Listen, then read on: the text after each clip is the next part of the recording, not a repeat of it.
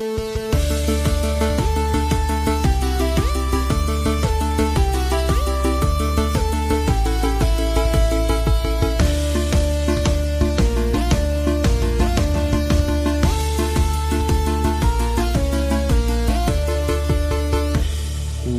to the Star Wars Film Festival, where the Lorehounds, your guides to a galaxy far, far away. I'm David.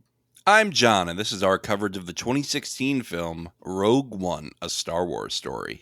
In this podcast, we're going to be breaking down the plot, themes, and impact of the movie before answering listener feedback. If you didn't know, we're covering all of the major Star Wars movies in story order.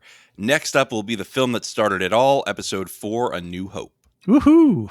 So be sure to send us your thoughts and feedback about Rogue One, A New Hope, or any other Star Wars meta issues. Send feedback to starwars@thelorehounds.com or visit us at our website. And there you can use the contact form or voicemail feature. Of course, you can join us on our Discord. Links for everything are in the show notes. We will have updates about our programming schedule at the end of the podcast, as well as more info about our Patreon. Patreon's the best way to support us and our community of podcasters, and we offer some cool perks. You can get monthly or annual subscriptions, and your support goes a long way. We'll talk more about it at the end of the pod. All right, David. We've done this podcast 6 times now. This is, I think, our 6th episode. We did episodes 1, 2, 3. We did Solo. We did the Star Wars Holiday Special. Yes, which that's is right. Absurd. So this is our 6th episode of this film fest. So I don't think we need to remind people our Star Wars personal histories. If you really want to know, go back to any of the other 5 pods we've already done. But just know that John is a prequel apologist, and I'm an old school 77 adherent, diehard. No, I'm just kidding. Fair. I am a prequel apologist. Yes, you are. I am firmly in the I love the prequels camp. It's your nostalgia, right? It's like it's a zone of nostalgia, and you can't fault anybody for falling in love with those things when you're a kid that just hit that sweet spot of hey, wow, what is this? Oh my gosh. And there's something about the world building of the prequels that really 100%. Because I love world building. That's one thing that I think the prequels has over the original trilogy is that. And something that Rogue One does, if I'm going to do a nice smooth transition here, is really build out the world and the power structures of the original trilogy Imperial era. Sure. And I love that about this movie. And that's why it's such a fantastic movie. Right. So before I say anything else, let's just give a quick spoiler warning. We're going to talk about everything Star Wars that has ever come out. Anything's fair game. If you are sensitive to spoilers and don't want anything to be spoiled, go consume the entire Star Wars media and come back. In about a year, you can listen to this podcast and enjoy it. But if you're here along on the ride, which I think most people will be, I think most people are ready to just have a good time with this franchise. Yeah, it's not like we're spoiling every single detail of every single property. So right. And I'll give a heads up if I'm going to be like, this is 7 arcs of Rebels, But right. Anyway, the point is, we're here. We're talking about Star Wars now. David, can you give me some Star Wars news before we get into our overall impressions? I have not been tracking the news so closely just because we're so involved with True Detective right now, but we just got word that Bad Batch is going to be starting up again, the 3rd and final season. So that's exciting. There's a lot of chatter about that on the Discord, and we've got dates for all of the episodes. I just want to double check. What do we got? We have 15 episodes, I guess. 15 episodes. Yeah, starting February 21st. And I guess that's reasonable for an animated show. Yeah. And you definitely want to check, if you're a subscriber, you can check the show tracker which is a Patreon exclusive benefit, or it's just out there on the internet too. They've posted a episode guide because they're going to be doubling and in some cases tripling episodes, depending on the mini arc is what we would guess that they're going to bundle episodes. So like 310 and 311 are going to release on the same day, that kind of thing. Mm-hmm. So exciting. We love us some Bad Batch, and I am excited to find out what happens. We are still waiting on news for the Acolyte and Skeleton Crew, which are assumed to be coming out this year. And I know Acolyte Acolyte is going to be a day one coverage for us. I would assume that you are also on board with that. I know you've been excited for that title. I'm really excited. So I love exploring like Sith lore, and that Mhm. seems like it's going to really get into that. Plus, I think it has Jude Law in it, and I think that's going to Jude be a Law lot of is in fun. Skeleton Crew. Oh, you're right. You're right. I'm Yeah. sorry. Don't You're add right. him. Oh my God. It does have, I believe, oh man, I can't remember the actress's name, but she's in It's His fine. Dark Materials, Logan, all that jazz. All that jazz. Oh, that's a great old title. Well, you know what I mean. Yes, You know what I mean. I'm giving you a hard time. And then Skeleton Crew, it's animated. It's going to be maybe geared more towards a tweener audience, young adults kind of thing. We're not sure. There's not a lot of information out there about it yet, but that's the one that's going to have Jude Law. So we're waiting and we're waiting. And when we know more about Skeleton Crew, we'll decide on the kind of coverage. Probably like, if it's animated like that, probably it'll be similar to what we do with Bad Batch, where we do a series of check-ins over the season, where it sort of makes sense to touch base with the episodes.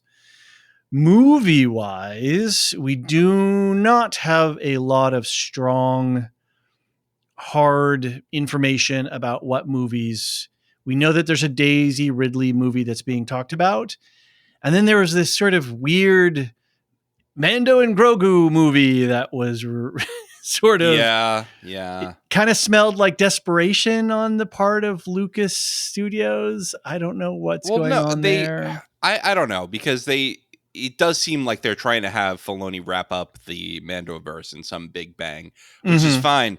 One thing is I think the Kevin Feige one has been completely canceled. There's they keep canceling everything. Yes, it's pathetic. It sounds like they do their end of year stuff, and then their profit margins, and then they say to Kathleen Kennedy, "Yeah, you're done with this. We're not paying for all these things. You know, sell some movies first." We need to, and the number of directors and actors who have been attached and then unattached, it's shocking. Actually, the problem is like at a certain point, who would work for this company, right? Exactly, and who you can't trust. Problem. Yeah, right. Oh, and of course we have Andor, which will be out in 2025, as far as we can tell. If they got it in 2024, I'd be really surprised. But considering did they just wrap or about to wrap filming?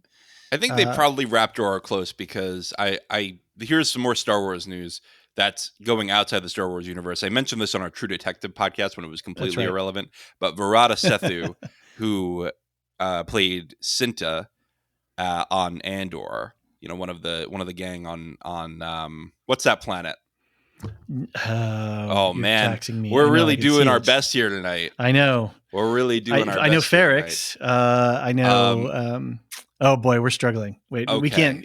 This cannot be. The point is, the heist. She was on the heist crew, and she is going to be the new companion on Doctor Who. It sounds like. So, it sounds like she is going to be freed up to film Doctor Who, which is a full-time job. That is like a big. You're always with you're in every episode. So, it sounds like we're going to have Andor at some point. Sounds like they're wrapping up something.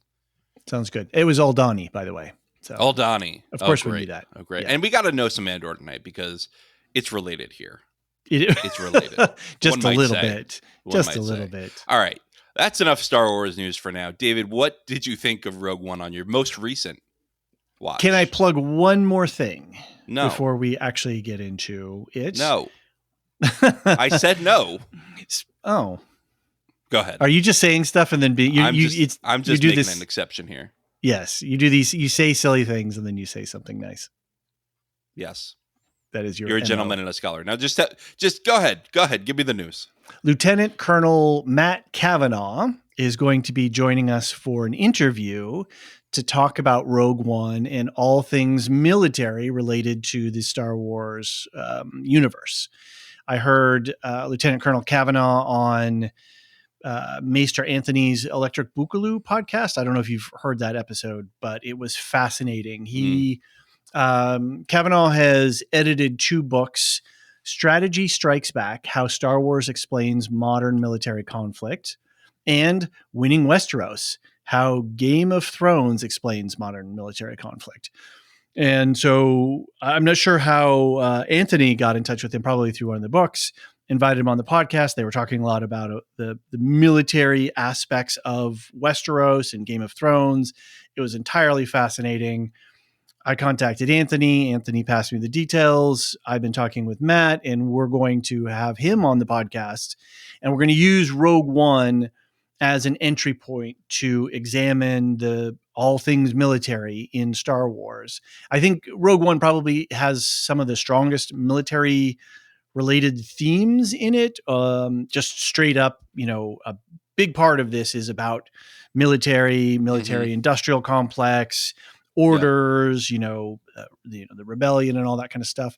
And so I think it'll be a really exciting conversation to have him on the podcast. I mean, he's basically written 2 books which are so parallel into the kinds of things that we do, where how do fiction and the real world interrelate, and what can we learn about the real world through fiction and vice versa. And I think it's going to be a lot of fun. So we've got that scheduled for early February.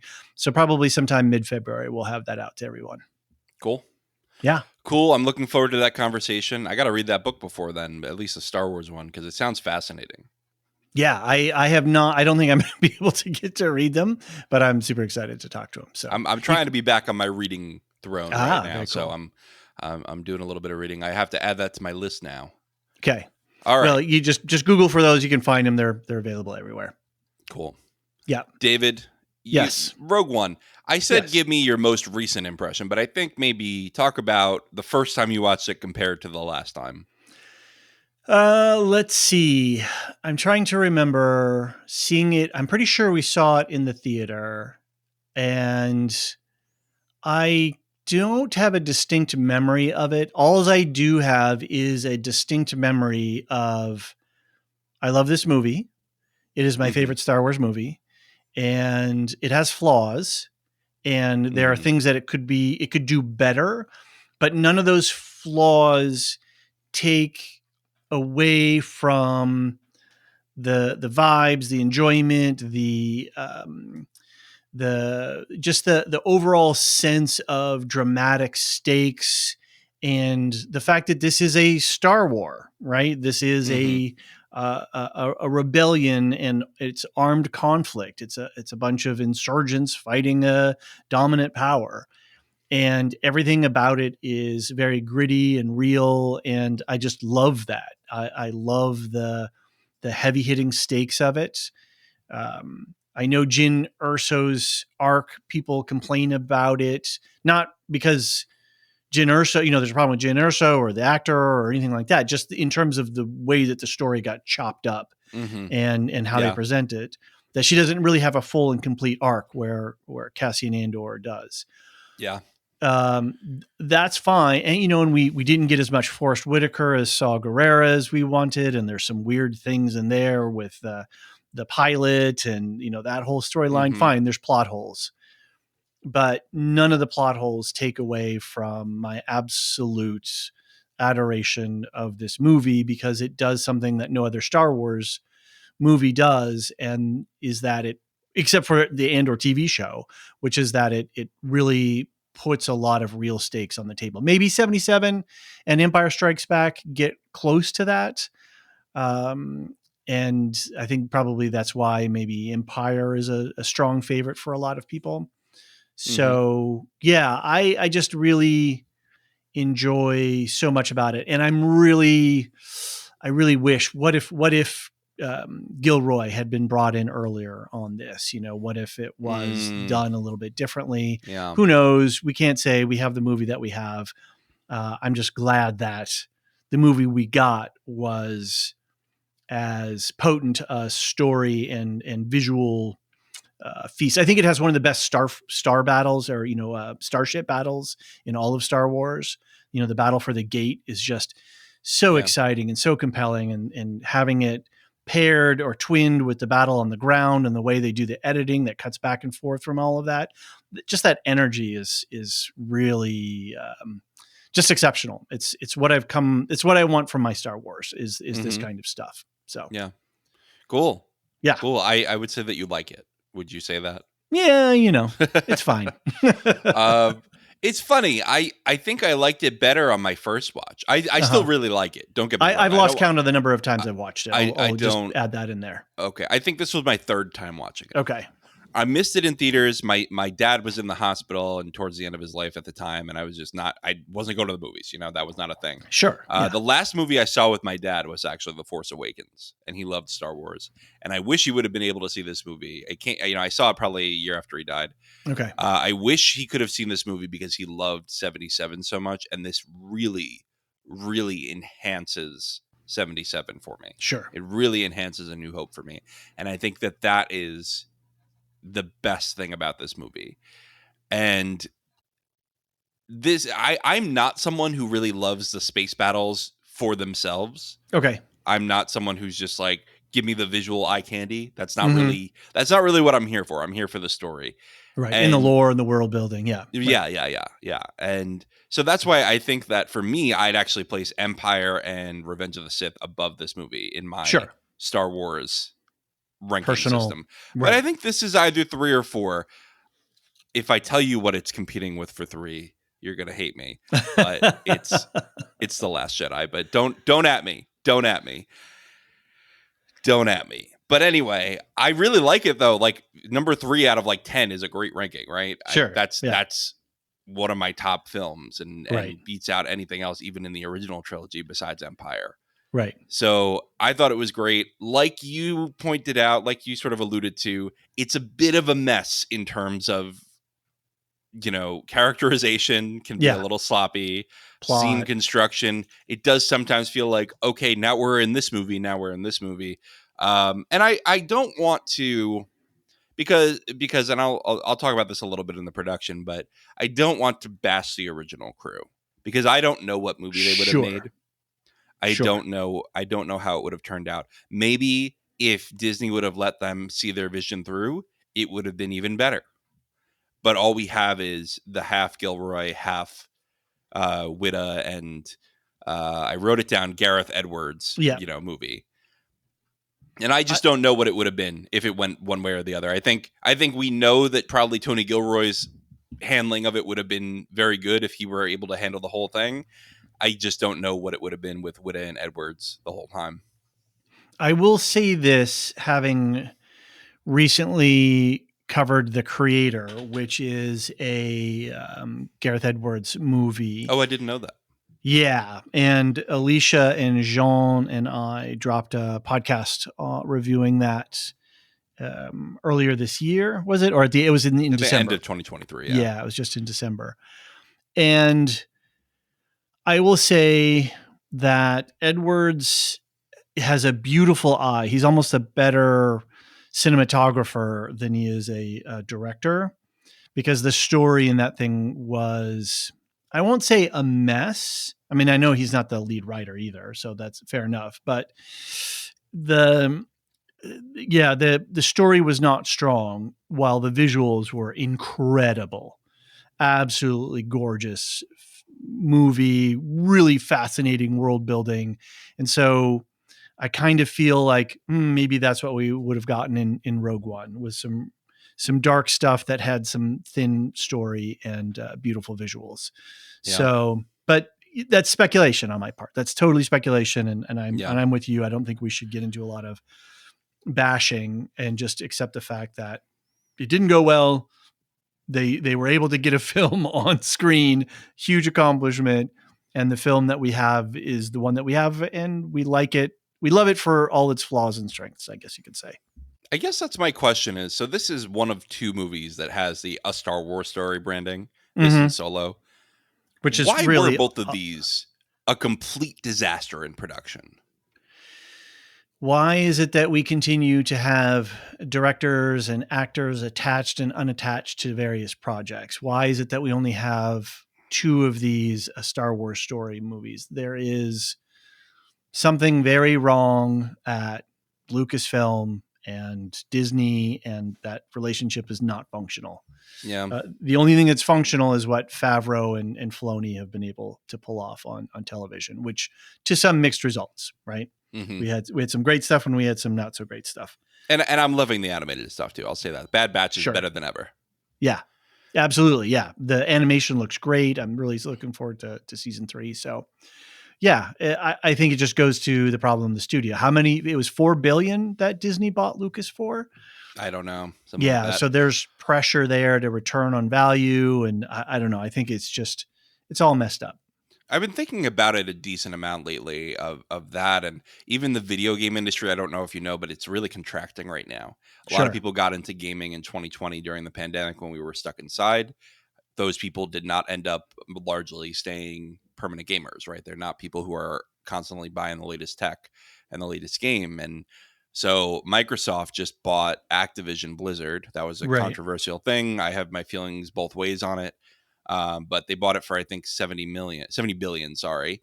Wow. And they just laid off 1,900 people. So it's just before Christmas, wasn't it? And what? And they did that just before Christmas, I think. No, they just this is the second round of layoffs. Oh, this is some before Christmas. They did some now. 1,900 right now. Oh man. Okay. Yeah. And my point with that is they canceled a survival game that was in development. A lot of things that have been in development, and it's not just Microsoft. We saw Embracer Group cancel a Deus Ex game. There's a ton of cancellations of games happening right now. Same as with Star Wars movies. And I think that part of it is just they announce things to appease shareholders and superiors. Mm-hmm. And they had no intention of making it to begin with. Like maybe if it really takes off, we'll put it on screen.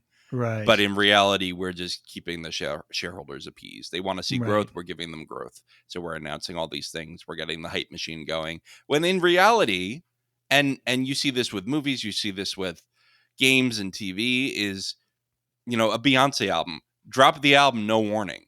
Right? Like, that's the hit. People love that. You know what's the most successful gaming moments? I'll tell you, one of the most successful gaming announcements I've ever seen was when Microsoft was having an Xbox Direct sometime in December 2022, and they said, hey, you know that Halo game that's coming out in 2 weeks? You can play the multiplayer today, and you can just keep playing it through. It's just turned on today. Wow. Amazing announcement. We're all rushing home after work and school, trying to play. I mean, come on. Who could beat that? Do that with more movies. I'm not saying you shouldn't promote it at all, but give it a 3 to 6 month window at the most. Announce it 6 months in advance. Right. That's all you need to do. Well, or follow through. Actually. But I understand not being able to follow through, right? Like, I understand that not every idea that gets kicked around can come to fruition. Sure. Yeah, no, that's for sure. But when you do choose something, see it through. I think for me, and I've ranted about this before. I don't want to rant too much more. It's just studio economics. It's not even studio economics. It's corporate economics versus the creativity, the desire of a studio to produce and be creative and put creative works out. Right. And when finances and shareholder value trump actually putting product out there, that's a problem, right? And nobody wins. And it always does, right? It's just the degree to which that happens. And the problem is the people who care about making this art great aren't the ones who call the shots. Maybe we should talk about the movie. Well, we're fighting against the empire of corporatism. There we go. These people are fighting against the empire. I want to talk a little bit about the production now that we've complained about production for a little bit. This was a bit of a mess, not quite as much of a mess as Solo. It doesn't sound like anybody was really fired. But, it started off, they had Gary Whitta as the writer. If you don't know, Gary Whitta, we actually had a Twitter exchange at some point. I was trying to get him to come on the pod, but it didn't work out. But he does a lot of gaming podcasting over on the Kinda Funny network. And he's been a video game writer for a long time. He's a screenwriter and an author of novels. So he's a cool guy. But it had him as the writer and Gareth Edwards as director. And then about a year later, Whitta finishes his work on the script. We don't know what that means. And it's replaced by Chris Weitz, Then Tony Gilroy is brought in to handle some rewrites, reworking of scenes, and they do 5 weeks of reshoots, which I don't have a gauge for how long that is, but it feels That's a like a lot. lot. Yeah. Yeah, that's a lot. It's Feels like a not. lot. It's not. It's not a. Well, it's a medium amount, right? It's not. It's not a little, and it's not a lot. A lot. Yeah. It's substantial. It's significant. Yeah. It's you remember when the writer strike started and we found out that Rings of Power was still doing reshoots Mm-hmm. and they couldn't have the writers on set. Right. Yep. And we're Which very is worried about that. scary. I'm still worried about that. Yeah. Anyway, We'll see. unrelated. So this was also, I should mention, the first Star Wars movie that had digital recreations of real people. Right. They had Peter Cushing and Carrie Right. Fisher. That's right. And Carrie Fisher was alive at the time, so it felt less weird, I think. Mhm. In fact, I remember she did an interview at the time where they had shown her the footage before it went out, and she said, "Oh, I thought this was B footage of me in in That's funny. 77." She thought it was actual footage of her, so she was fooled. I don't think I was as fooled as she was, honestly. Sure. But she saw it. Yeah, who knows what she saw? Yeah. Or what state she was in. So yeah. Yeah. Well, anyway, and I guess the Peter Cushing estate played a big role in like making sure they did it right. So that's pretty cool to hear. Yeah. And it's going to be a bigger issue as we go forward. And so we're going to see how it gets handled. It's going to get better. That's one thing that we know. Yeah. It's not going to be easy in future when they have legal rights to use somebody's visage and voice. It's going to get harder and harder to tell, I think. And so we just got to see how that's going to go. Yeah. Anyway. All right. I'm going to give a quick summary of the plot, and then we're going to go into our discussion of the impact on the Star Wars universe, and we'll talk sort of about our favorite scenes. Shortly before Episode 4, A New Hope, Jyn Erso, the long-lost daughter of the Death Star's architect Galen Erso, teams up with a group of rebels led by Cassian Andor to find her father and discover the weakness of the Empire's superweapon. When the rebels accidentally kill Galen in an air raid and refuse to help Jyn, Cassian decides to be a rogue one and bring a band of rebels to successfully recover the plans to the Death Star. Jyn and Cassian succeed, but don't survive. Princess Leia says the Rogue One team brought hope. Oh, that's a good synopsis. Oh, thank you. I've been doing this a while now, a couple years. Pretending to be a professional. So, I mean, it's actually a pretty simple plot, right? There is a weakness in the Death Star intentionally put there. We need to go get that. Yeah. And they do a good job bringing it to life. It's a MacGuffin hunt, and but it has stakes. Like you said, you've said many times, that if you can use tropes, just use them well. Yeah. And I think any recycled plot line bits here in terms of MacGuffin hunts and familiar stories about families and broken families that get reused, they're done so well here that by the end we really care for every single character and for everybody who goes. And I think this is one of the first Star Wars movies too where all the main characters die. K2SO, Bodhi, Chirrut Imwe, and Baze Malbus, everybody, so I think and they made me care for every single one of them, right? By the end, I was so invested that with each death, it felt okay, that for the story that seemed logical, that seemed right. I mean, they're on the planet's surface, they're outmanned, they're outgunned, and casualties are going to happen. But every time a character went down, I really felt the impact of it. And I think that's the only Star Wars movie to ever really do that, right? I mean, we see some, NPCs get killed, but other than that. Yeah, this is the second piece of media that I really seen kill off all the main characters by the end. Yeah. And the first one was a video game. It was Halo Reach. It was and I don't want to spoil it too much because it's probably going to be the plot of season 2 of Halo, but essentially, everyone you love dies in that game, and it's really brutal. And the last Mm-hmm. level of it is just you have to fight until you die, and you will die. Like Mm-hmm. that's just it. That's how the game ends.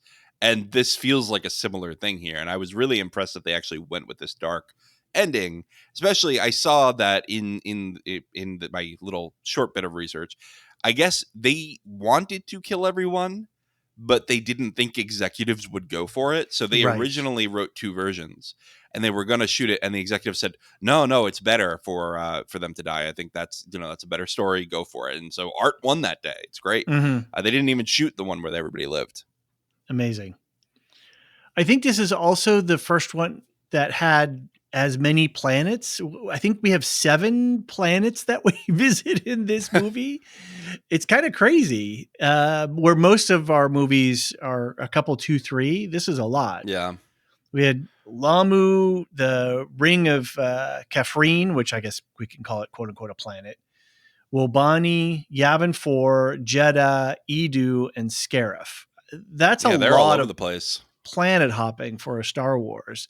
And I Yeah, think some people, I've heard some mild kvetching about, oh, it's a lot to take in, but this is a really big universe, right? It's literally a ginormous galaxy, yeah, and it was kind of nice to be able to expand outwards again instead of just being on freaking Tatooine, you know.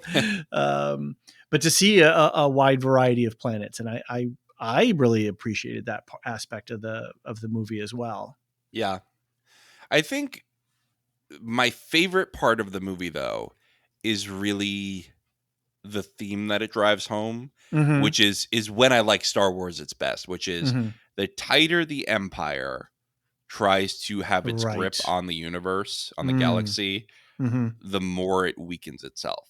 Mm-hmm. So Galen Erso, he had designed the Death Star, and it sounds like at the time that Jin is a child, probably somebody else could have finished it and it wouldn't have had that weakness, right? Mm-hmm. But because these people needed to go hunt him down, kill his wife, leave his child for dead, he hated the Empire so much. He was ready to leave them alone the rest of his life. He would have just died in peace. Mm-hmm. Because they tortured him so much and they tried to take a grip on his family and control him, he put in this fatal flaw. And he Revenge. created, yeah, an outlet, a method for revenge, even if he wasn't going to live to see it. There's that, and also Jyn Erso didn't give a shit about the Yeah. rebellion. She Yeah. didn't want to be involved at all, and that's it makes me sad because we can't go back and like have her in Andor because her story really begins at the Mm-hmm. beginning of this movie. But man, she didn't care at all until her dad died, until she saw suffering, and it took things happening to people she loved unnecessarily for her to really get involved. And all these people are being radicalized by this crazy fascist machine. And even the way that Peter Cushing, his character, I'm calling him Peter Cushing, Tarkin, how Tarkin is just abusing his underling and trying to take Mm-hmm. credit from him. And, let's not have any any sympathy for Krennic, Krennic. but still the way he tries to undermine him at every time makes it so that there are more weaknesses, right? It makes it so that there are vulnerabilities because Krennic is now trying to go behind his back. It's really interesting that you point out the fact that if Galen Erso hadn't had a desire for revenge, this thing would have gone entirely a different way. Mm-hmm. That his family is broken up, his wife murdered, his child, who knows what, right? He doesn't know until he finally dies. That what if they had been able to scoop him up and take them all away? Would he have had the same burning passion for revenge? I mean, talk about a goal oriented behavior, right? He had to work pretty hard Mm-hmm. to build that flaw into the Death Star so that it was undetectable. Yeah. And that kind of motivation, that kind of willingness to go to that degree doesn't come unless you're radicalized in some way. And the death of Mira and the loss of his daughter radicalize him to the degree that he could do that and actually pull that off. It's a really Yeah. interesting insight. I hadn't thought about that before. And I really like that. So, let's just talk about it. This is a retcon, right? This is explaining something that was Sure. previously left up for, open interpretation. And Right. that's fine. That's fine Right. with me, because they didn't do it in a cheesy way of like, oh, well, we had a rebel infiltrate and we had them work their way up the chain, and it was big incognito. Jason Bourne designed the Death Star. Instead, they said, okay, let's give somebody who was already on the inside motivation, believable motivation, to actually go against the Empire and create this opening for the rebels. I love that. I love that they made it a character motivation arc rather than just a plot driven arc. And that's what makes this movie so good. I'm talking myself into putting this higher up on my list as I'm talking. So here's a question for you, and I posed this to some of our folks on Discord, and we had some conversation about it. I have the distinct impression that one of Lucas's original concepts for the 77 movie, long before it, blossomed out into this much bigger world, but embedded in the core story at that time, was that the whole conceit of the movie is technology versus humanity. I guess in a way you could say that Luke uses his connection with this living, non-technological life force to defeat this giant literal ball of technology floating in space. Mm-hmm.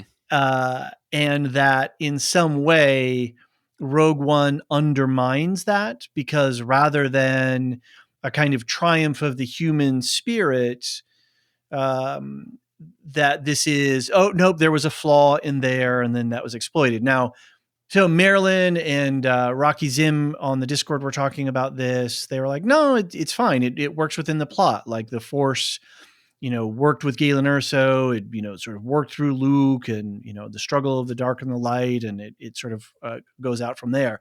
And I think that's fine. I think that from a plot standpoint, I don't think Rogue One undermines A New Hope. But I don't wonder, and I'm just curious to what your thoughts are of what it does with that original idea that Lucas has, though, about technology versus the human spirit. Does that in any way degrade the idea of the movie, of the 77 movie for you, or does No, it I don't think so. seamlessly connect up? I think that what Rogue One and Andor do really well is that they say, sure, there are these heroes. You can have your great man theory, right? Your great man theory of history, Luke Skywalker, Anakin Skywalker, all these people causing big shifts in history, Palpatine. But also, big changes can't happen, especially for good, without the help of people on the ground, without the help of normal people doing the right thing. And here, first of all, I don't think anyone could have made that shot. I don't think that the flaw that Galen put in the Death Star could have been done by just anyone. I think he even says at one point, like, it's a 1 in a million shot, right? It's incredibly difficult. Right. And guess what? One person takes the shot and misses. Yep. The Empire is going to put guards around there, and you're never going to get there again. You needed to have somebody really, really good for this. And you can have both people be necessary, right? It can be a conjunctive solution, not an either or. Sure, but that's all in the realm of the plot of the story, and I agree that it works. I was trying to drive more at like what was Lucas's original intent with the movie, and what was he saying about the human spirit overcoming technology? I mean, Darth Vader is the embodiment of he's a technological monstrosity, right? And Luke is just a simple farm boy, who uses his wits and his years of shooting wombats in Beggar's Canyon to take down the Galactic Empire. Yeah, but yeah. but just this idea of a mighty force being, a David and Goliath, if that's Mhm. really, what the story comes down to in a lot of Yeah. ways, at least in A New Hope. It's just that Goliath had a weak skull because somebody, made it that way. Right. But I mean, you have this use of technology for good when you have C3PO and R2D2 being sent off with the plans of the Death Sure. Star away Sure. from the Imperials, right? And Right. and had there been a living person on that pod, they would have Right. shot it Right. down. Yep, Which exactly. There's that I whole saw scene like there's no life forms. I saw a Reddit post the other day that said, "What was the biggest mistake? What was the dumbest decision in all of Star Wars?" And somebody said, "Let it go. There's no life forms on there." Or hold your fire, there's no life forms. And people were actually debating, was it because they didn't want to do the paperwork? What was this thing? Was this a bureaucracy working? We don't want to discharge that. Why are we wasting laser energy for a ship with no life forms? So I guess you didn't see Alicia's post in the Star Wars channel before we No, I jumped on didn't. the microphone. So she posted a YouTube video. It's the biggest questions answered for A New Hope. It's one of these YouTube breakdown videos that goes through all of these questions. And she posted it there because Marilyn had a big question: is how did the Empire find Princess Leia's ship if hyperspace tracking technology was not available in the story at that time? And there's a retcon in one of the books where it's like, oh, they had a problem with their engines that left a warp signal, a hyperspace warp signal, or kind of like it was leaking oil, I guess you could say. And they were able to track them that way. That's why we start with the New Hope with the Star Destroyer attacking her ship. Anyway, in that's one of the questions that gets asked is like, why didn't they shoot that pod? And there's apparently somewhere else something that's written maybe in one of the books about where the Empire, or is it from the book? I only caught this just briefly before we got on the microphone, but it's basically that the gunnery officer didn't want his kill ratio screwed up, and that his promotion would have been Oh my based God. on, how well he was. So if he had shot at something that didn't have a life form in it, it I would don't be buy this. I don't buy this. Listen to me. If you, I'm talking to the audience now. If you are watching Star Wars like this, stop if I have to yourself. explain something like that. Stop Yeah, yourself. exactly. Don't look for these kinds of concrete answers. This is Star Wars. We're here for big ideas. Yes. What happens when an empire clutches its fist on the people? You get rebellion. That's the big idea here in this movie. That's what we're going for. Because tell you what, you're not going to get great answers when you start digging into details on this movie. Yeah, and going to that level of retconning is stretching it really far. Just stop yourself. Sometimes we don't need to answer the questions. Yeah, just hand wave. It's fine. It was 77. Yeah. He didn't know what was going on. Look, anyway. if you're reading Tolkien, sure, go dig up the answer. Ask us, we'll dig up the answer for you. If you're watching Star Wars, there are many authors of Star Wars throughout the years. Some of it's canon, some of it's not. There's not going to be a satisfying answer to a lot of questions, and that's okay. What else do we want to talk about? Well, I figured we could talk about sort of our favorite plot points, our favorite arcs in here. So, the major ones we've got, like you say, the backstory, the childhood scenes. Right. You've got the prison breaks and the rebels. You've got, the Saw Gerrera nonsense. You've got the big battle at the end. You've got the, which planet was it on when they accidentally kill Galen? Edu. Okay. Yeah. I can't keep all these planet names straight in this movie. A lot. Yep. But I think those are pretty much the few big plot points here. I would say that. Well, let me just caveat one thing too while I'm thinking about it. We were talking before about, what movie got made versus what we had thought. And I just wanted to touch on this thing. The trailer for this movie, that to me is almost a movie in and of itself. So that's one of the things that I love most about this movie is just the trailer, because that movie I was really excited to see. We didn't get exactly what they had in the trailer. That's okay. It's almost like two different little things, but of everything that happens in Rogue One, for all of what is produced out of it, I love the trailer. It's Yeah. so Yeah. exciting. It's so dramatic. It's got great Saw Gerrera scenes, the klaxon sounding. All of that is just really brilliant.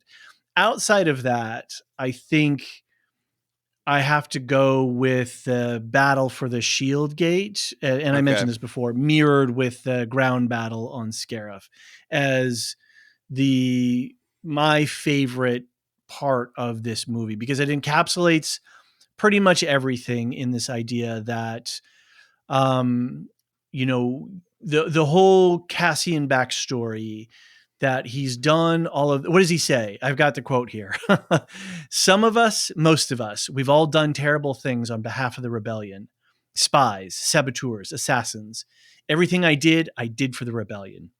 And every time I walked away from something I wanted to forget, I told myself it was for a cause that I believed in, a cause that was worth it. Without that, we're lost. Everything we've done would have been for nothing. I couldn't face myself if I gave up now. None of us could. Woo! It's a great Emotional just reading monologue. that. It is so good. And it mirrors Luthen's Mm-hmm. monologue in Andor, right? Yeah. Is this idea of sacrifice. And I think that's what the ending battle sequence in space and on the ground really represent, is people sacrificing everything they had for this cause. Their souls, really. That's the main thing that they're Totally. emphasizing. And then this idea that Saw tells Jin, which she, says to the group as they're getting ready to go fight, one fighter with a sharp stick can take the day. So they're using the advantage of surprise. They're not going in with a crazy tight plan. They're, again, another line they say, make 10 men feel like 100. So this is all this really great military stuff. They're disobeying orders. They're gambling. They're going for it. They see a tactical advantage, and they risk it all. And I think, for me, the way that the scenes are edited together, the way that the space battle is a huge gamble. I mean, it's one thing to send maybe one U-wing and a handful of troops. It's another thing to commit the majority of your battle fleet to a toe-to-toe slugfest, Mm-hmm. over an imperial controlled planet. Right? That's crazy. And that's the thing, they pull it off. And that's it's just it's an amazing ball of storytelling energy. It's so kinetic. It's so practical. The practical sets, right? Being down on where did they film it? I believe they filmed it in the Maldives, right? So they're actually, They had a the bunch of different filming locations, but I can but try to for figure it out Scarif, for you. Yeah, for yeah. Scarif, I'm pretty sure it was in the Maldives. Running through the water and on the sand, just amazing. So the yeah, it was just a really brilliant piece of storytelling. You can say what you want about the rest of the story. I think right there in that bit is what makes this movie for me. I feel almost like a little bit of a broken record here. I Oh, keep that's all right. going around the same That's all things. right. You know what? I think that Star Wars is best when you talk about it in big ideas and rather Uh huh. than, going nitty gritty. But unless, you're doing a TV show, doing a scene by scene breakdown like we do for Andor or The Mandalorian. Anyway, point is, I would say I actually really enjoy, and I think partially because big space battles are not really my thing, Mm-hmm. but I really enjoy the whole gang assembling thing, partially because Right. I love a good assembling of the gang kind of thing in Right. any story.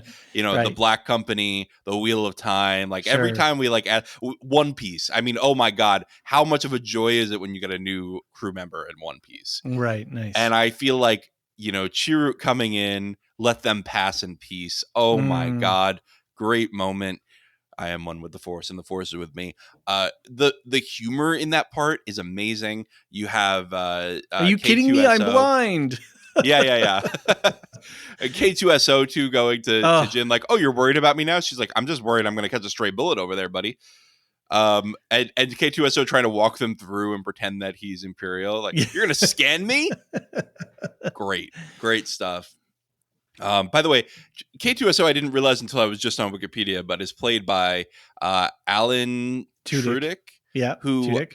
Tudyk, who I absolutely love. He is in Arrested Development as Okay. Anne Veal's dad, Mr. Veal. He plays this Uh-huh. pastor who's just kind of a ditz, and he's really funny. He's a really funny guy, and I always meant to check out his show where he was the lead in it. I think he's like an alien living in a small town or something like that. Anyway, Okay. underappreciated actor. That's my point. Totally. But he's really funny in this. There's some other great scenes. Chirrut almost gets shot, and one of Saw's guys, shoots the Imperial that's about to shoot him. He's like, "The Force protected me." He's like, "I protected you." There's some Right. great lines with that. And even though it's humor, that even gets into like technology versus the Force, right? Right. Is does it mean that you can't use technology if you're using the Force? I don't think so. I mean, lightsabers are technology, right? So this is a thought that I had too when watching the film recently, and something that that you've made mention of that you're excited to see, and I think was one of our letdowns for the uh, Ahsoka. Yeah. Ahsoka series was force sensitive rather than a full force user. And this is the movie I don't know about all of the TV or book series, but on screen, this is the one that introduces us to somebody who is actively in touch with the Force, but not actually trained as a Jedi. And so when I was thinking about the movie, I was thinking about I know that's something of interest to you is Mm-hmm. that they have not explored this further. This idea that you could be someone like Chirrut Imwe who is walking in the path of the Force, Yeah. but yet is not done the specific training that Jedi go through. Right. And you even have, yeah, first of all, yes, I was extremely disappointed by the Ahsoka finale. We don't have to get back into it. There's No, a no, I didn't 3 hour want to get into podcast about that. us yelling about it. Yeah. But I mean, The if idea of force sensitivity, though. yes, and I think that if we are going with the idea that I think was introduced in Ahsoka, which is anybody could use the Force if you really need it and will it enough, Mm-hmm. I can't imagine Chirrut not being able to bend anything by the end of this movie. That's Mm-hmm. what kind of disappoints me, right? Is if Right. it is this Deus Ex Machina, then who gets to use it and why? Right. Right. Yeah, Anyway, I'm not sure. Yeah, there's always been this idea that it's this, life force that surrounds and binds us all and it's available. Then we got introduced this concept of midichlorians, and then you have some sort of genetic predisposition to be able to use it, and mm-hmm. that gets messy. The idea that if you follow some kind of monastic or very strongly disciplined path, you should be able to use it. Like, that seems pretty good as a story ground to go with. Like, you've got to train and study really hard. You can't just really want it. So I think they've really muddled themselves up a little bit in that regard. And especially with Yeah. the last three movies, or at least in, what is that? What's his name? Ryan Johnson's movie where they really tried to open it up, like, oh, the Force is available for anyone, kind of thing. Well, I didn't get that from the movie. I thought it was Okay, more for me. The Last Jedi stood for maybe it's time that we let the Jedi way go because the Jedi way was pretty toxic and sure, helped lead to the rise of the Sith. right. But anyway, I don't want to. We'll get to We're my we're Last Jedi thoughts when we get to that. we're But straying way over there, I though. was just on Wikipedia trying to find out the timeline of when things came out because I noticed as I was watching this movie too that some things are very comparable in Rebels to this. One, you have a superficial commonality, which is Kanan is blinded at the end of season 2 Right. and learns to see through the Force. just like Chirrut. And it Mhm. looks like actually that came out in 2020, in 2016. So a year Okay. before Rogue One. Okay. So, I don't know how much was already written of Rogue One and how much they coordinated, but interesting to see Rogue One took something from Rebels. And then Rebels later in 2018 took something from Rogue One, and Mon Mothma makes the same bad call where she's like, we're not going to help you. Right. We're not going to help you. Sorry. We can't dedicate resources to that. Mon Mothma, one of the most cautious war leaders of all time. Mm. and Ezra has to go rogue again and Right. and take the ghost crew and go save Lethal.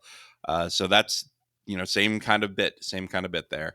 I do want to just put a highlight underneath the Mon Mothma question. I think that's something we should save for another discussion another time, because there's like 3 different Mon Mothmas that we have to deal with. We have to deal with the pre-rebellion, the active rebellion, and then the post-rebellion, and the different political demands that get placed on a leader in her position are, the complexities are completely different in all 3 of those circumstances. And what's at stake and the decision-making processes are radically different in all of those. So I think Mon Mothma as a through line is an interesting conversational point. So just want to draw an underline on that. I think there's a question there that we're going to have to keep talking about, which is Mon Mothma a good leader? Well, that's what I'm saying. She's gone from through 3 different phases. Yeah. And each of those phases is a different set of there's a different set of circumstances. And in some cases, a leader is good in one set of circumstances, but not in others. Right. Kind of a Moses principle, right? Like Moses brought him through the wilderness, but wasn't able to, get through to the promised land. Yeah. God said, no, not you. Which is a little bit slightly different. But the point is like, okay, he was good in this part, but it wasn't good for that part.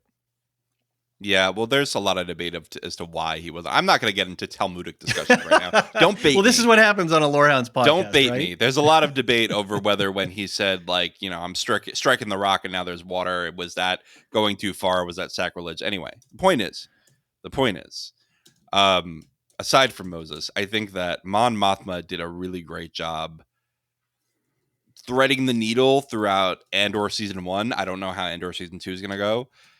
I think as a rebellion commander, she's pretty overly cautious. Mm-hmm. She does seem to take things seriously in the post-Imperial era, in the New Republic era. She's the one pulling for Hera to go investigate Thrawn and things like that. So I think she's better there. But man, I think, and this is related to what we're talking about already, but this is where I was going next anyway. I think the main thing I take away from this movie and Rebels and all these various things is it is easy to unite people under the common cause of getting rid of the villain. Yep. It is extremely hard to keep those people together after the fact. This is what I'm saying about Mon Mothma. Yep, exactly. Yep, totally. Because now suddenly, we get into what we saw. We saw some in the Mando stories and with the Ahsoka stuff, which is how do we dedicate resources?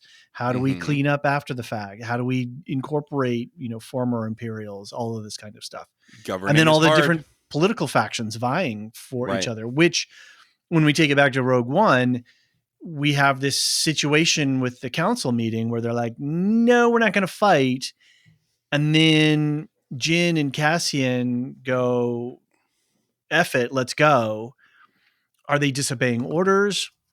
Are they breaking some sort of protocol? Are they committed the rebellion forces to something that they weren't necessarily strategically or tactically prepared to fight? Did they really have the resources to do a toe-to-toe, battle like that? They lost a lot of ships. Isn't that a line that I can't remember his name, but the senator who really hated Hera, isn't that a line that he said to her at one point? This isn't a rebellion anymore. You can't just go off with your ship somewhere. Right. Exactly. Which is what they do, right? They just go, no, we're out of here. And that's how we get Rogue One. They're like, you're not authorized to take off. And it's like, well, yeah, but they do it anyway. And it's fine because That's how rebellions work. And I think we also see this in real life situations, not just with, violent coups and things like that, which you do see that happen in different countries. A government collapses because it was being tyrannical and the people rightly overturn it, but they have nothing to put in place. And it's really rough. I mean, we even saw that after the Iraq War, right? America really, they took out Saddam Hussein and they really didn't have a good plan for right afterward. And we ended up stuck there for a long time and the people there suffered. And it was really, it's awful. You need to have a plan.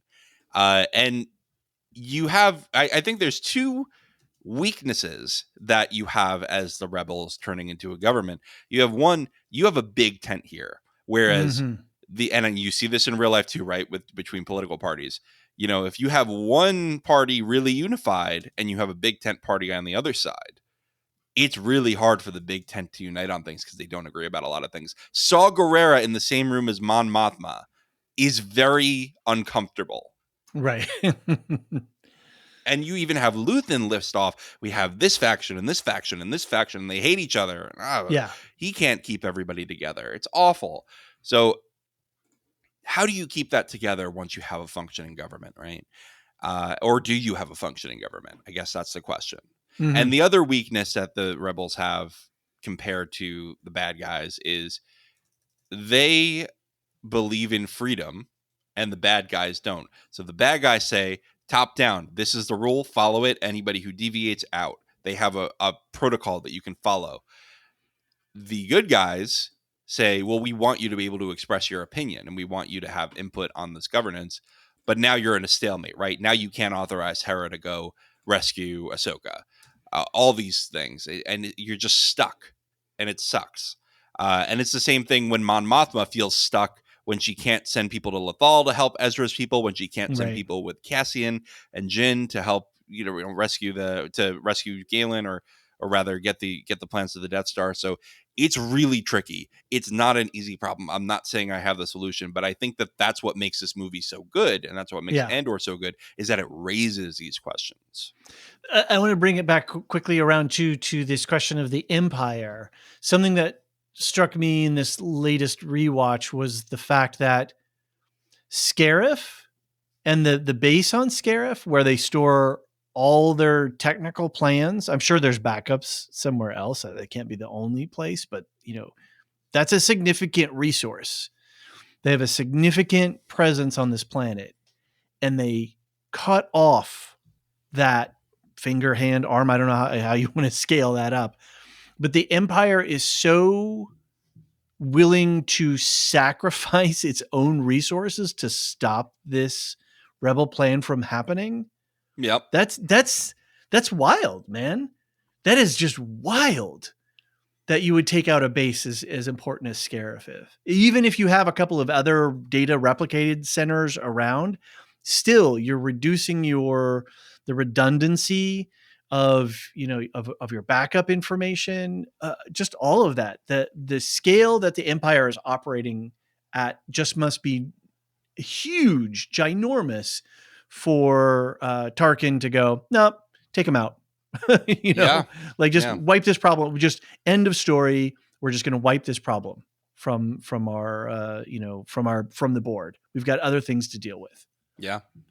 There was another thing that I wanted to bring in from Rebels, because there's a whole thing in Rebels. There's a whole arc where Thrawn is in Rebels quite a lot, and he really wants to have these. I think that they're called. Oh man, I'm not going to remember. And I think they're going to be called TIE Defenders. Okay, maybe I'm wrong. No, it's not the TIE Defender. That actually got put into there, but there was a really powerful TIE fighter, right? Okay. There was like a super powered TIE fighter that Thrawn was working on, and that would have absolutely decimated the Rebel forces. They would not have been able to compete with that. The X-Wings just could not compete with these TIE fighters. And he said, this is where we should devote our resources. And Tarkin was favoring the Death Star instead.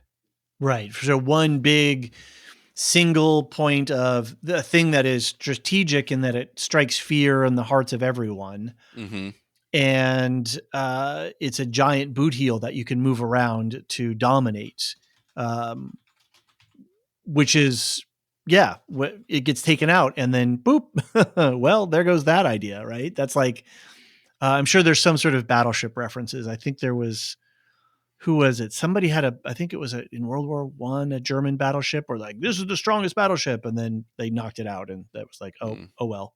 Yeah. I think it's the TIE Interceptor, by the way. Okay. That is what I missed. But yeah, it looks like it basically, it's politics, it's pride, it's people trying to advance their own careers over others that makes the TIE Interceptor fail to catch on.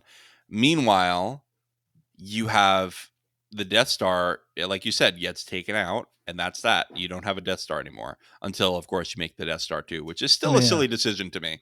One of the most bizarre decisions, I think, in the entire franchise, to make a second Death Star. Right. You mean for the movie's sake? Yeah. Yeah. Like, oh, you know what we'll do? We'll make another one.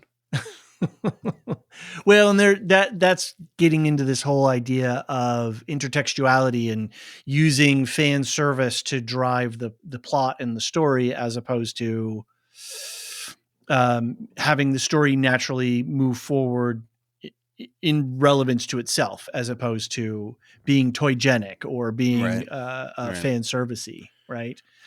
And that's an interesting thing about Rogue One is there's a ton of intertextuality, right? There's a ton of stuff. There's the guys from the cantina.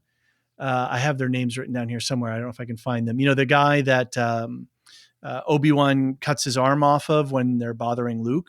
Dr. Cornelius Avizan and Ponda Baba. That's their names.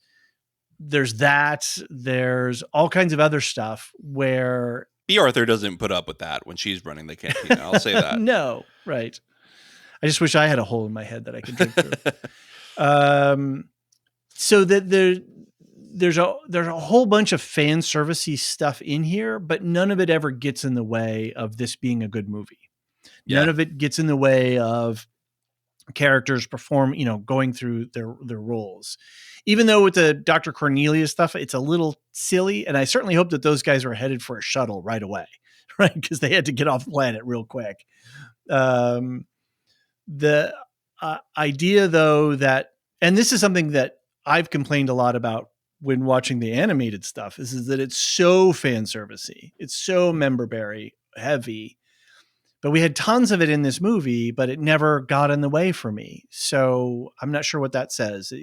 Maybe I'm just so enamored by the story that I can overlook all of that stuff. All right. Well, I think that I pretty much said what I want to say about this movie. Okay. I mean, without doing a full scene by scene breakdown, right, which would be a whole other podcast. Right. But we were talking about this the other day, and maybe write in if you have thoughts. I think that we have better conversations when we don't tie ourselves to scene by scene. Sure. But when we stick a little meta. But yeah, write in if you have thoughts. Well, I think we're talking about doing a poll. We're talking about doing a poll for patrons. Right. Well, we do have a lot of people who did write in for this episode, so maybe we should start talking about some feedback. Sure, but first, we're going to take a quick break.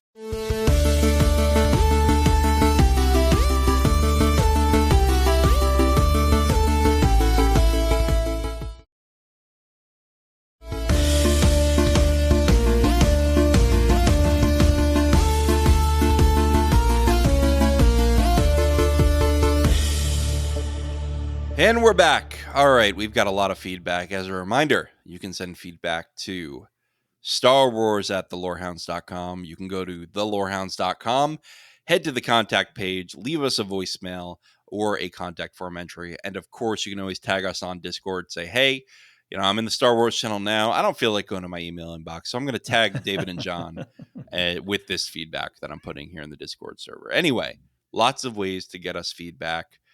David, we got 2 voicemails this week. Yeah. This month. Exciting. Very cool.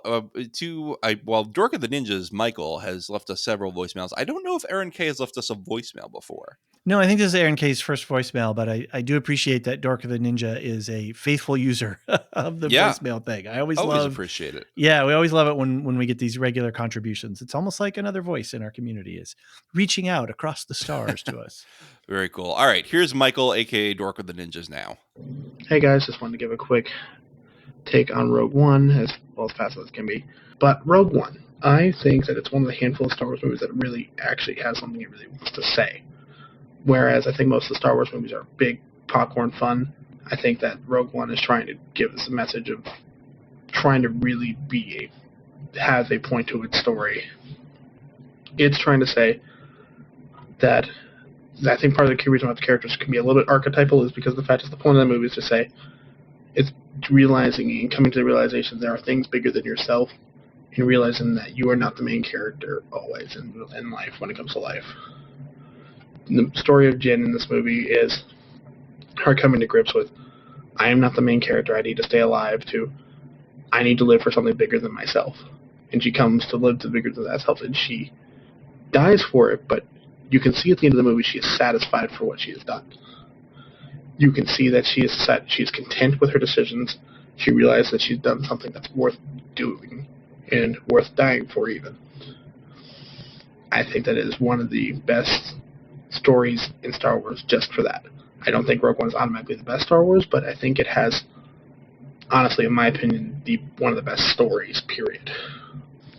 I think that we can definitely see, looking forward, that there is a lot of stuff that if Disney would decide to just double down on worrying about storytelling first and foremost, their properties would be a lot better, and I think Rogue One is a perfect example of just letting the story be the story.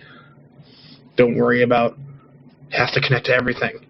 Because that's the biggest problem, I think, with Rogue One is the fact that we had to shove Darth Vader in there. We had to make sure that all that stuff's in there. The reason why the things that work in that movie are not just, oh, here's a cameo of Grand Moff Tarkin. Oh, hey, here's a cameo of Darth Vader at his castle. I think it would have been better for the movie if they had never shown Darth Vader until that hallway scene. But overall, I really enjoy this movie, and I think that it's definitely one of the better Star Wars movies, at least one of the better Star Wars movies that Disney's made. I would say half the Star Wars movies are great, half of them are a big old mess. And I think this falls far firmly in line of being a great Star Wars movie. That's just my thoughts. Looking forward to hearing your take. Cool. Well, thanks, Michael, for writing in. Always good to hear from you. What do you think, David? Is this the best Star Wars story? It is a Star Wars story. We know that from the subtitle. I like Michael's take here on this, that Rogue One comes in with a point of view, which is Jin's story and also Cassian's story, which is, living for something that's greater than yourself. She starts, for what arc Jin does have, her turn is very quick, and there's a lot of criticism about how that happens just in sort of one scene. Okay, it's a little bit shortcutted, fine, but that she goes from disinterested to sacrificing herself. This line that Saw says to her, how can you abide by, I'm paraphrasing here, seeing the flag of the Empire flying across the universe. And she says, it's easy. I just don't look up. Mm-hmm. Right. To the point. And how many of us are like that, right? Exactly. To the point where she becomes radicalized and makes the ultimate sacrifice to make a difference. And that point of view, which is very clearly communicated in this movie, I think is something that Michael's putting his finger on, which maybe not all of the movies all have, is a really single overarching message. I think the prequels do a lot of that lore building work, and we're getting into the story of stuff. 77 certainly has a singular message in that way. Empire, I don't know. I've never thought of all of the movies in this way, and I certainly can't think of how all the three sequels work in that regards. But I think that that's really what gives this movie its potency is that it has a really strong point of view. But something that we didn't talk about in the previous section was the whole Darth Vader of it all and the awesomeness that was. I don't think I disagree with Michael on that. Did we need the scene with Vader and Krennic? It certainly works from a standard storytelling device where we've got to tease the audience that that something's coming. So it doesn't detract from the movie at all for me. The ending scene with Vader is phenomenal. It is, I think, is it arguably the best Vader stuff in all of Star Wars? It's very good. It's very good. I mean, I do love him menacing. I almost said Padme, Leia. With the torture device. Like right. Well, that's when he's got her against Tarkin there, right? You're a rebel spy, and love it. And I love him in the interrogation chamber with her. I think that's great Vader. But this is definitely, I think, the scariest Vader is ever. The scariest. This is absolutely the scariest. They do a similar scene towards the end of the first Star Wars Jedi game that Brandon and I covered on Lorehounds Play. And boy, is it fucking scary. Like that Vader just in your face, solo against you, is terrifying. Yeah, right. And we forget that. We forget that if you're an average trooper, New Republic or otherwise, or rebellion at this point, and this big dude, I mean, sorry, I'm gonna marker all this. Mm-hmm. I think we tend to forget that how scary Vader actually is. I mean, if you're just a regular trooper in the rebellion or in the Empire or just anywhere, right? And this big dude with a cape shows up and he starts force choking you and throwing people around and throwing boxes around or whatever. That's terrifying. Most people in the universe have not experienced the Force, have not seen an actual Force user. They might have heard of the Jedi or seen one walking down a street one day, but to actually go like have one walk wrecking shop as he's walking down the hallway of your spaceship. And I think they really deliver the terror, the abject terror that those guys were feeling in this scene, in the dark and the smoke and the alarms and the red, saber slashing around. There's even one great scene where he's got like one guy on the ceiling and just sort of does this little flick and cuts that guy in half as he's upside down. It's Yikes. Like, wow, it really is. It really was a great way to end that part of the movie was that scene. It really added a lot of energy and punch to the plot. Yeah. I agree. Thanks for writing in, Michael, or for calling in. It's a call-in show now, All right. I'm going to go on to Aaron K., who is a Dunedain for our Discord server. He's one of the mods. We really appreciate all your work, and we appreciate that you called in today. Hey Lorehounds, Aaron K. here. I sadly missed the Rogue One live watch the other day, but I have some brief thoughts on the movie. Rogue One often gets labeled as the best Star Wars film of the Disney era, and I'm going to go out on a limb and say that it is the best Star Wars film, period. It's certainly my favorite Star Wars film. I think that the spiritual aspects of the Force that it explores are really fascinating, and I want to see more of that from Star Wars in the future. The concept of the Force flowing through all living things really gets solidified in my mind in this movie. It's been the rhetoric around the Force for the entire series that it's flowing through everything, but we never really truly get to see that displayed until this film. The Guardians of the Whills give us a framework for how normal, non-Force sensitive Jedi-adjacent individuals, or even just regular individuals, can become more in touch with the Force and use or be guided by it in minor ways. I think that this could have been a good framework for Disney to take when they were handling the Sabine character in the Ahsoka show, but they went in a different direction with that. This film has been made even better for me by the work done in Andor. I think that the way they've expanded on that character is really great, and it makes rewatching this movie so much better. Thank you guys for the great coverage, and I can't wait to listen to the Rogue One pod. Yeah, that's such a great point. This is really we talked about it a little bit earlier, but this is really where this light force sensitivity shines. Mm-hmm. And I wish we got more of that in Ahsoka, but we still have Rogue One. They can't take that away from us. And I think it's a pretty well. What is Aaron K saying? The best Star Wars period?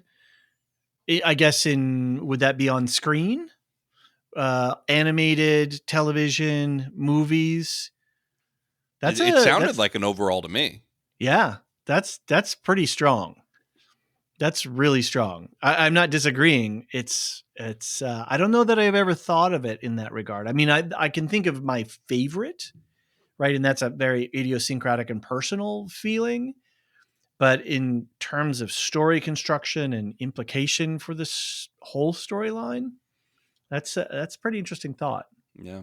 I mean, to me, I would place Andor above it if I'm going for all of Star Wars media, because Yeah, Andor has more room to breathe with the character development. And that's the best sure. thing that this movie does. It's the best thing that Andor does. And Andor just has more time to do it. Right. And it's And got it has 12 all Tony episodes. Gilroy. Yeah. Yeah. There's a consistency across of it. Yeah. Right. And it's like I said, it's a shame we can't get that with Jyn Erso, because her character development really begins at the beginning of this movie, right? She didn't care. She didn't look up before this Right. movie. So we can't get that ever. Right. Yeah. And it's almost, the storyline gets almost a little bit muddled with the daddy daughter story versus the who cares if the Empire's running the story to, oh, now I do care. Right. That is, yeah, I get you there. Yeah. Well, thanks, Aaron. Always good to hear from you, and hope you'll use the voicemail feature again soon. Rocky Zim used the contact form on our webpage. Everyone's using the website today. It's great. Yeah. It's great. I'm glad we have one. Rocky Zim says, I really like Rogue One. It's my favorite Star Wars movie. I love how it shows us how the rebellion got the Death Star plans. It really adds more depth to A New Hope, and how much sacrifice and hope went in towards defeating the Empire. Regarding David's question, I don't think the flaw lessens Luke's success. They needed the Force and the flaw by Galen, like Marilyn said. This is all reference the Mhm. Discord conversation that we were having. Right. Like, I think Rogue One just enhances A New Hope with how you see so many sacrifice themselves to get the plans. I don't really think about it lessening anything. And the end with Vader was amazing and showed how powerful he is, and how the rebels succeeded against so many odds. And now with Andor, we get to see more backstory into this era of the rebellion. Yeah, I'm with Rocky Zim here. I think that this is a yes end thing. Got it. Yeah. This is, you need, because okay, Luke Skywalker, I think Michael brought in main character syndrome, right? He says, the Jyn Erso has to realize she's not the main character. But I think to go, I don't know if I fully agree with that, because I think that she actually had to see herself as more important than she was to go on. But I think the biggest thing with Jyn was she had to. Well, she's the reluctant hero, right? Sure, but also she's the one who her turning point was wanting, having hope to see her father as a hero. We all want to see our parents as heroes and good people, and she spent her whole life thinking, he's working for the Empire. He abandoned me. He abandoned mom when she was dying. Saw abandoned me. Yeah, right. I don't care about my dad. He's a villain just like the rest of them. And then she finds out he's actually been working undercover to do something heroic. She latches onto that immediately. She's like, I have to make my dad's legacy mean something. Right. And that's one of the biggest things here. And so I don't know if I completely agree with that, but I do think that this is a, quote unquote smaller person, right? Compared to Luke Skywalker. Luke Skywalker is the one who's going to get his medals at the end of A New Hope and be the legend throughout the universe when we get to the sequel trilogy. But Jyn Erso and Cassian Andor laid the groundwork for him to succeed. And I think what this does so well, which Rocky Zim points out, is it shows how many sacrifices were necessary to enable the heroes to do their jobs. Yeah. And if we stretch that out further, not just from, Chirrut and Bodhi and the, the people that we have immediately in Rogue One, but we think that extends out much, much wider, right? How many people that we never encounter gave their lives to make this rebellion happen? And even if you look at the world today, we have a president meeting with a foreign president or a foreign leader, and we say, "Wow, he's doing great up there." Meanwhile, there was the briefer, there was the Right. all the policy experts that helped him prepare. There's the translator. There's all these people that allow this to happen. Right. There's all these people that really worked to make things happen. You talk about the Paris Climate Accords. That happened because teams of scientists were meeting to decide how to best combat climate change, and the leaders came in and they signed the paperwork. That Right. doesn't mean that they were solely responsible for it. And so you need people to do the grunt work so that you can be the hero, so that you can succeed in your big task. And that's what Rogue One does best. Yeah. Yeah. And I think Andor takes it to the next degree from there too. Yeah. Right. And we wouldn't have had Andor without Rogue One. So there you go. Yeah. Yeah. Marilyn Arpukila. Who's that? She's here with us all the time. She says, "Hello, Lorehounds. It was great to do a live watch on this. My first ever that used the chat to converse. Nice, because then one could simply watch and not have to listen to others' commentary." So we should plug really quick the live watch thing. We're using the Discord platform and we're streaming the movie, and folks can come in and we can use the chat feature. And like Marilyn just said, there's no talking heads or other voices, getting in the way of the movie, but we can all chat and have fun and point out different things in the as we go along in the movie. So we're going to do a live watch for A New Hope in February. We haven't picked our date yet, but typically we've been doing them on Saturdays. I don't know. I've been kind of thinking maybe we should do them Sunday evenings, but then we have a problem with True Detective is on right now on Sundays. So I don't know if it's going to work for this. But it's a lot of fun. Don't feel that you have to stay for the whole movie. You can drop in, drop out. I've even made a little how-to video to how to figure out the Discord interface to be able to, watch the movie and have the chat open. Yeah, it's a lot of fun. And so I just really want to encourage everyone. We'll send a message out on the Patreon with a date and instructions once we get that settled. Cool. All right. So Marilyn says, "First time I noticed they have a child. Find it. And it.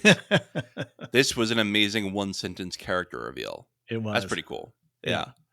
When Jin was fighting off her would-be rescuers, all I could think of was, "Please stop running and let the Flurkin eat you," from the film Marvels. Then later, when they're on Jeddah and Jin starts to do her solo fighting, I loved the look on Cassian's face. And I particularly appreciated the use of a character, Cherut, who was clearly not a Jedi, and yet was so one with the Force that he had an incredible ability to fight, even though he was blind.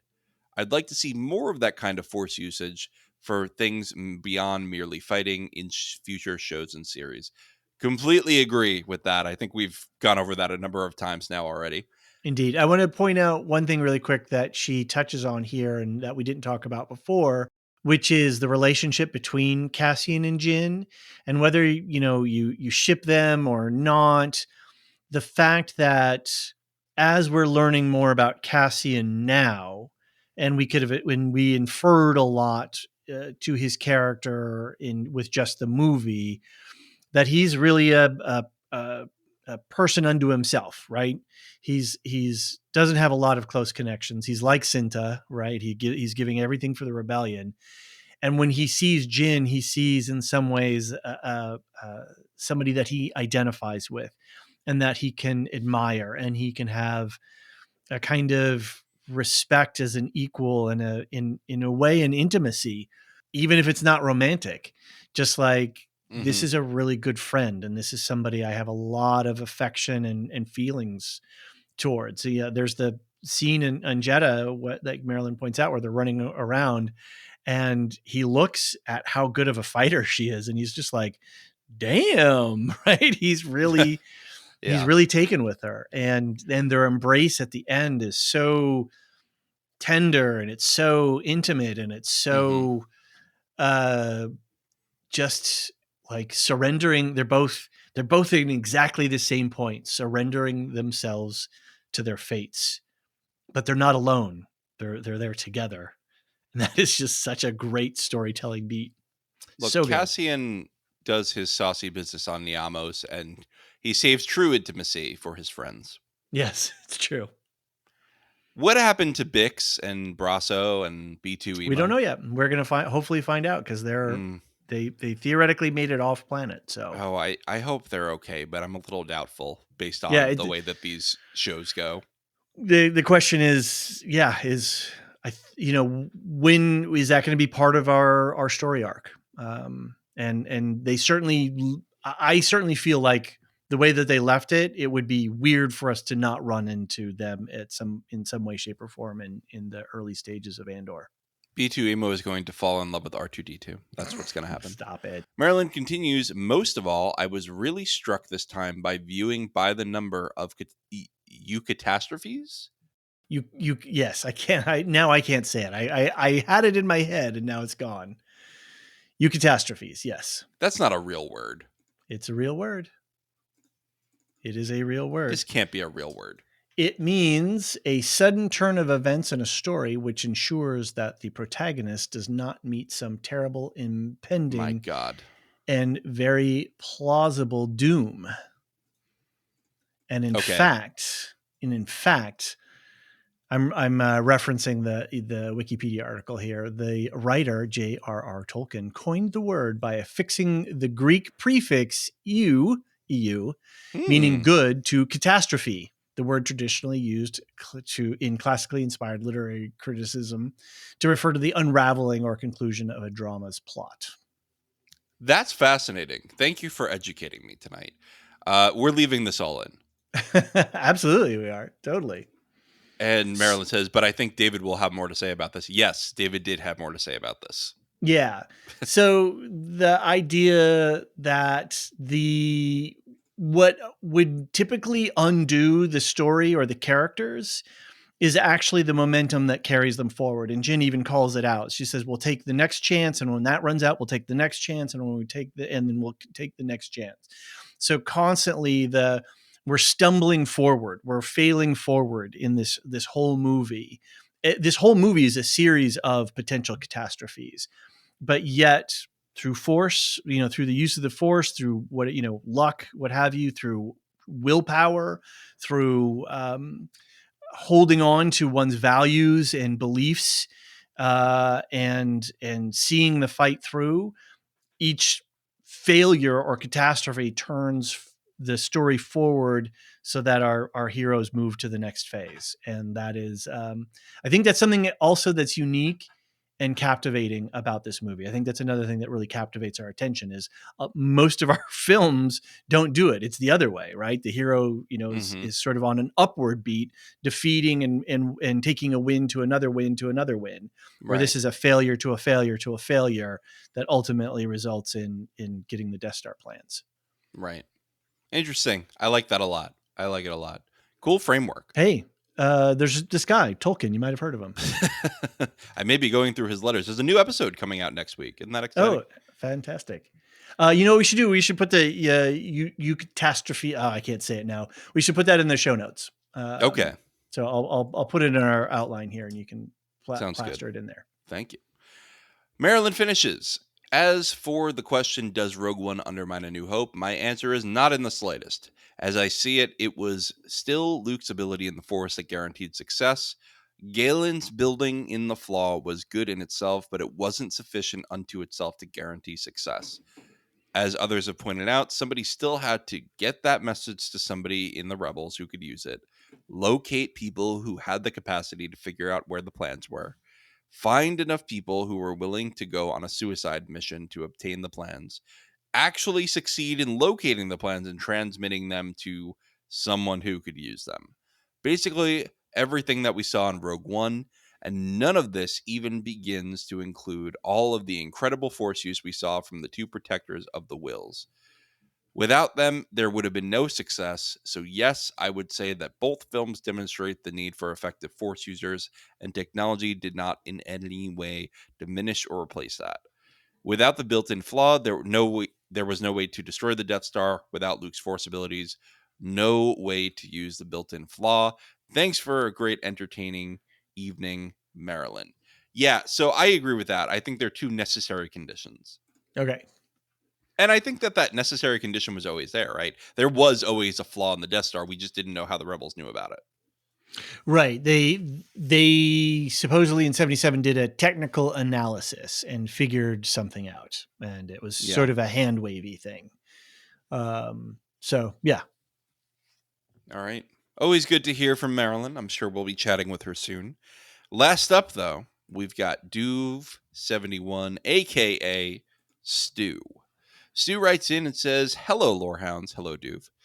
Firstly, I'm gutted I was unable to make the live watch last week. I have been so looking forward to jumping online and watching probably my second favorite Star Wars movie after Empire, but that week was just so exhausting, coupled with a long trip to take my youngest back to uni, meant my stamina was flagged. My stamina just flagged. Sorry. I can't handle these Britishisms. I'm sure a great time was had by all. As it is one of my favorites, I was, of course, compelled to share my thoughts, especially on how the film not only pays homage to the original trilogy, but also carves its unique identity within the wider Star Wars universe. Dude, I'm sad you couldn't make it too, but fun times were had, and we'll see you on the next live watch, I'm sure. Yeah, family first. We always say to each other, John and I, because we both have families and we're always juggling our podcast schedules. We gotta take care of our people first, and then get around to the podcasting fun second. Definitely. Duve says, I just love how Rogue One masterfully captures the essence of the original Star Wars trilogy, the set design, costuming, sound design, just everything from a production standpoint imbued the film with the familiar. Add that production flair to the general sense of adventure, moral complexity, and a fight against overwhelming odds, and it was just a heady brew of Star Wars for a new generation, whilst totally honoring the legacy. Rogue One is a lot of what I was really hoping for in the prequels back in 99, and even with all the issues around production, etc., it has a big place in my Star Wars fandom.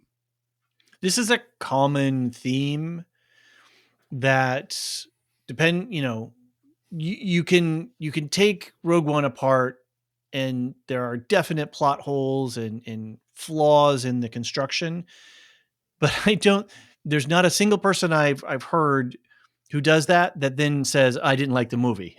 We all go yes, and right, it's all yeah there's a flaw, but I love it, right? It's a very common refrain. Yeah You don't have Anakin going, this is outrageous, it's unfair. All right, I hate sand. I gotta get a prequel line in every single episode, or else what am I gonna do here? The men on a mission theme, reminiscent of classic World War II films of the 60s and 70s, is brilliantly woven into the fabric of this film. See, he's weaving too now, David. Evoking that Sunday afternoon thrill I had as a small kid watching these types of films and still having grandparents around who fought in World War II.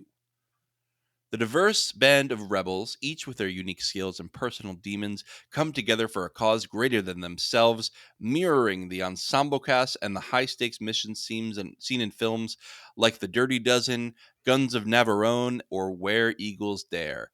This not only adds depth to the narrative, but also pays homage to a genre that has inspired countless storytellers, including Lucas himself.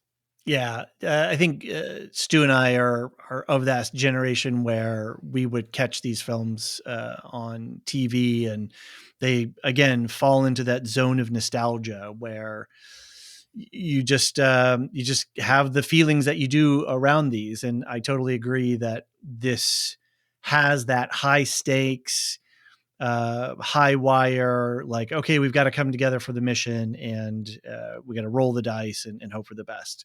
And it does. It has a very war feeling to it, and I think intentionally has a very Vietnam era look to it as well, in terms of the weaponry and the uniforms, and certainly with the location. So it adds to that mystique around those Saturday afternoon, television, war shows that we used to watch as kids. Well, you know my feelings on World War II movies, so I'm not going to answer that one. No. Gareth Edwards' distinctive directorial style, honed through his work on Monsters and Godzilla, brings a raw, visceral energy to Rogue One and leans into his visual style, character beats probably being the joints added by Tony Gilroy. His experience in guerrilla filmmaking is evident in the intimate ground level shots that for me were reminiscent of Saving Private Ryan and Band of Brothers. These rebels felt like the soldiers or commandos on a doomed mission, and having Gilroy most likely focus on character driven storytelling amidst the chaos of war added to Edwards' more visual beats to give a great end product. This approach makes the battles feel more immediate and personal, drawing the audience into the action and the characters' journeys. I'm going to continue here because there's more on this style. Okay. Furthermore, Edwards' work on Godzilla is subtly reflected in the art design of Rogue One, particularly in the depiction of scale and the portrayal of the Empire's machinery and architecture. You can almost see Godzilla's face in the looming walkers on Scarif, and the scale of them compared to the rebels on the ground made them a presence just like they were in Empire. Great stuff. The monolithic structures and the imposing presence of the Death Star and Star Destroyers bear a resemblance to the awe-inspiring, larger-than-life portrayal of Godzilla, emphasizing the David versus Goliath theme that's central to the film's narrative. There's a great scene when Baze fires a shoulder fired rocket at the head of the walker as it's coming out, and it really does feel like a monster bearing down on you, or even just a beat before that, when Baze sees the walkers coming through the clouds, and he's yelling to Chirrut, run, like there's this thing, like we got to get the heck out of here. It is really a good observation that I think Edwards's guerrilla style really lends to that.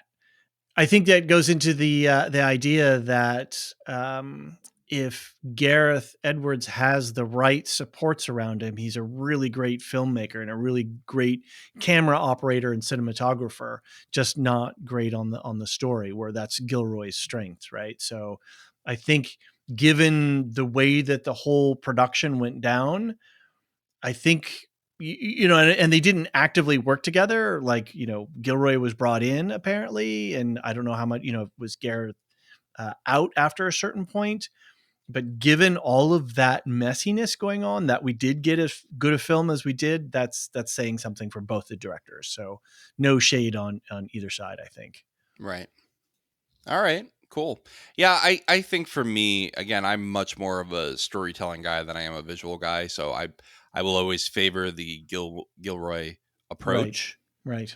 But it's definitely good to have some eye candy for everyone too. And I do think that, the way that things are shot, I always like to think of the most effective, on the ground combat for me was the Battle of the Bastards, with following Jon Snow, Right. through that chaotic battle. That worked for me really well, and that excited me, even though that's not something I usually focus on.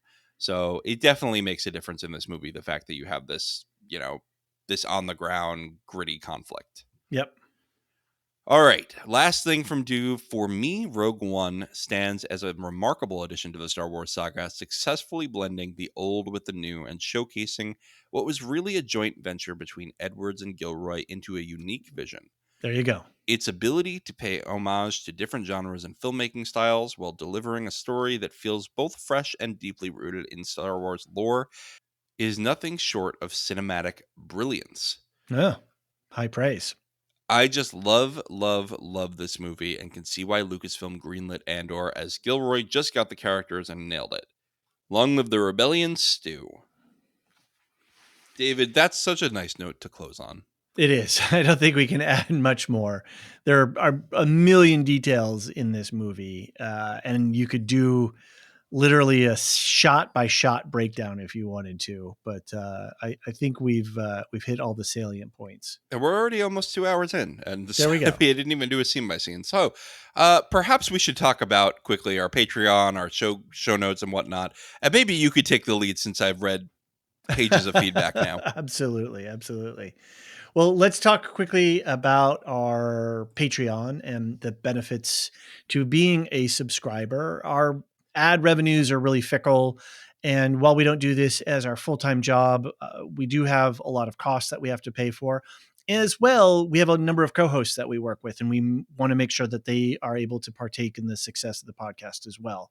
So if you are a subscriber, just know that your support goes out to supporting all of us and making sure that we have all the tools, pay for the website and the domain and the software that we need. And so it really makes a difference to us to have material supporters.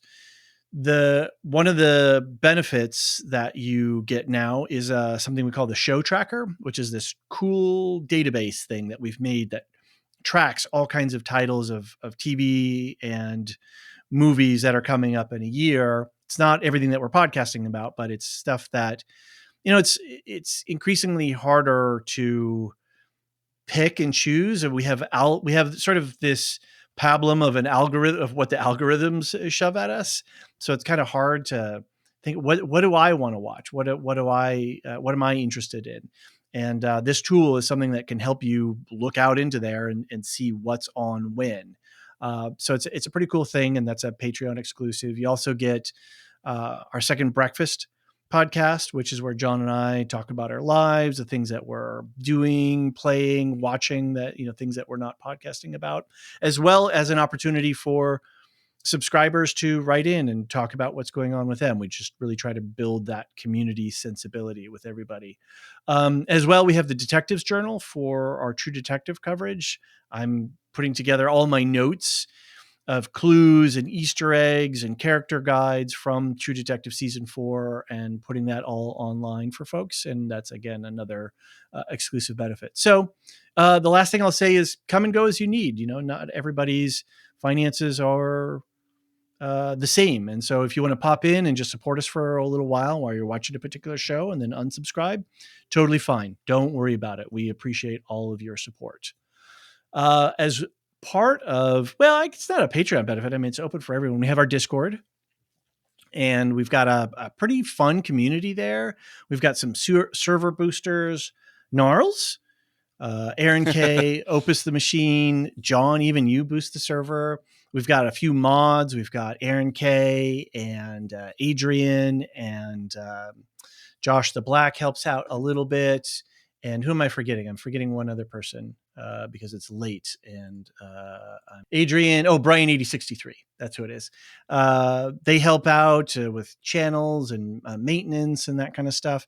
And it's a really fun community. And it's just a great place if you want to talk about the shows or books that you're reading and you just want to get together with some other people. It's hard, life is kind of crazy right now. And so having an online coffee shop, if you will, this is kind of that opportunity, that third place you can come and hang out. So we also support two other podcasts currently. We have We'll Shift Dust and Properly Howard Movie Reviews. Properly Howard Movie Review is Steve and Anthony. You may know Anthony from his Electric Boogaloo podcast, which covers all of the George R.R. Martin books. They do movie reviews, typically old movies, and they have a lot of fun. They do some current movies as well.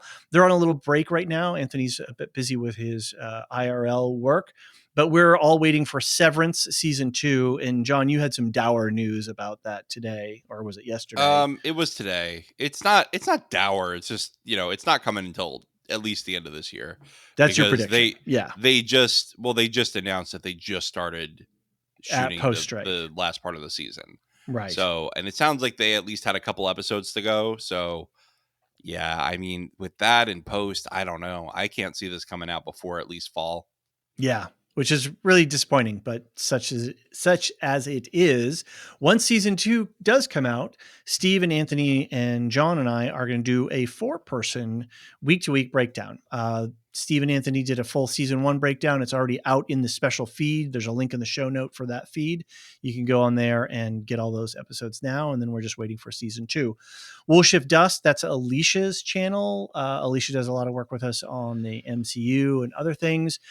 She is getting ready for some more Dune coverage. I think they just released the Silo chapter on the Silo Woolshift Dust book club.